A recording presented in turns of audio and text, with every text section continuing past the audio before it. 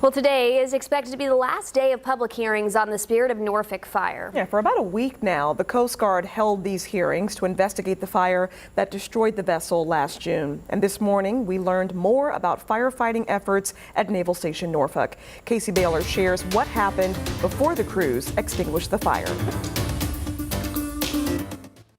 106 had made it off safely, and that could have been one of the port's worst nightmares. Captain Samson Stevens, the former Coast Guard commander of Sector Virginia, says his first priority at the scene of the Spirit of Norfolk fire pertained to the safety of the passengers. I said that everyone walked off just fine. There were no tears, there were no smoke inhalation. 2 crew members remained on the Spirit of Norfolk as it was towed to Naval Station Norfolk, and they both safely got off the vessel as firefighting efforts began. Thursday morning, Stevens testified before the Coast Guard investigation panel on his presence at the June 7th scene. He says chaos spiraled as he was getting briefed by Captain Jennifer Stockwell, then deputy commander. And a near miss of a firefighter who had breached a door, subsequently getting knocked over by water and having a reflash. The close call pushed leaders to continue firefighting efforts from outside of the ship. Captain Stevens says they also questioned the vessel's stability and had concerns about the Spirit of Norfolk sinking as they learned water started to flow into the ship. She pivoted to the starboard and then came back to the port, suggesting that there's a great deal of water that had been released. Stevens says moving into June 10th, things started to look up. The 100% assured validation of overhaul, no smoldering embers, no hazmat, we can access the hull.